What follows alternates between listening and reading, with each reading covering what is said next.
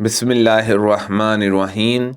فضل بن عباس حجۃ الوداع میں رسول اللہ صلی اللہ علیہ وسلم کے ساتھ سواری کے پیچھے بیٹھے ہوئے تھے کہ قبلہ خنشام کی ایک خوبصورت عورت آئی۔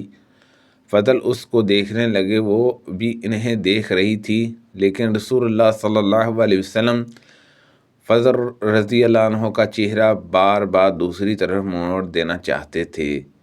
اس عورت نے کہا کہ یا رسول اللہ صلی اللہ علیہ وسلم، اللہ کا فرض حج میرے والد کے لیے ادا کرنا ضروری ہو گیا ہے، لیکن وہ بہت بوڑھے ہیں، اونٹنی پر بیٹھ نہیں سکتے، کیا میں ان کی طرف سے حج بدل کر سکتی ہوں؟ حضور صلی اللہ علیہ وسلم نے فرمایا کہ ہاں، یہ حجۃ الوداع کا واقعہ تھا۔ میں نے رسول اللہ صلی اللہ علیہ وسلم کو ذی الحلیفہ میں دیکھا کہ اپنی سواری پر چڑھ رہے ہیں۔ پھر جب وہ سیدھی کھڑی ہو گئی تو آپ صلی اللہ علیہ وسلم نے لبیک کہا۔ رسول اللہ صلی اللہ علیہ وسلم نے ذی الحلیفہ سے احرام باندھا۔ جب سواری آپ کو لے کر سیدھی کھڑی ہو گئی، ابراہیم بن موسیٰ کی یہ حدیث ابن عباس اور انس رضی اللہ عنہما سے بھی مروی ہے۔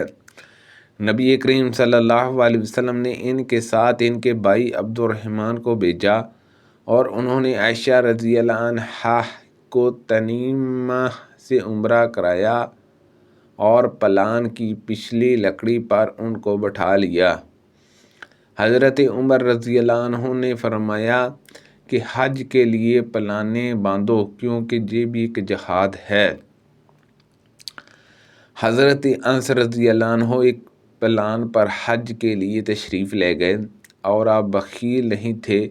آپ نے بیان کیا کہ نبی کریم صلی اللہ علیہ وسلم بھی پلان پر حج کے لیے تشریف لے گئے تھے، اسی پر آپ کا اسباب بھی لدا ہوا تھا۔ انہوں نے کہا یا رسول اللہ صلی اللہ علیہ وسلم، آپ لوگوں نے تو عمرہ کر لیا لیکن میں نہ کر سکی، اس لیے حضور صلی اللہ علیہ وسلم نے فرمایا عبد الرحمن اپنی بہن کو لے جا اور انہیں تنعیم سے عمرہ کرا لا۔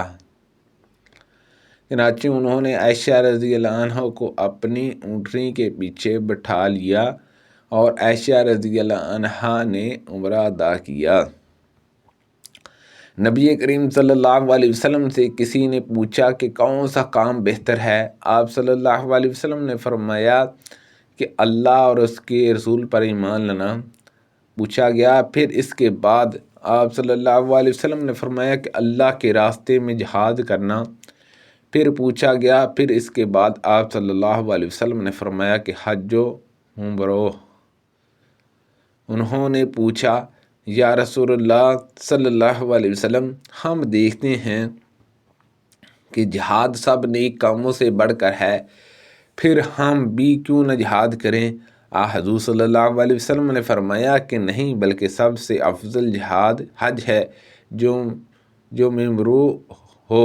آپ نے فرمایا جس شخص نے اللہ کے لیے اس شان کے ساتھ حج کیا کہ نہ کوئی فحش بات ہوئی اور نہ کوئی گناہ، تو وہ اس دن کی طرح واپس ہوگا جیسے اس کی ماں نے اسے جنا تھا۔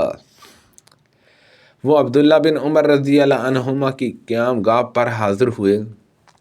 وہاں قیادت کے ساتھ شانہ مشانہ لگا ہوا تھا۔ زید بن جبیر نے کہا کہ میں نے پوچھا کہ کس جگہ سے عمرے کا احرام باندھنا چاہیے؟ عبداللہ رضی اللہ عنہ نے جواب دیا کہ رسول اللہ صلی اللہ علیہ وسلم نے نجد والوں کے لیے قران، مدینہ والوں کے لیے ذی الحلیفہ اور شام کے لیے حجفہ مقررہ کیا ہے۔ سبحان اللہ عز و جل۔ اللہ پاک سے دعا ہے کہ اللہ پاک ہم سب کو بھی حج کرنے کی توفیق عطا فرمائے، عمرہ کرنے کی توفیق عطا فرمائے۔ اللہ پاک ہم سب کو صحت و تندرستی عطا فرمائے۔ آمین بجاہ النبی الامین صلی اللہ علیہ وسلم۔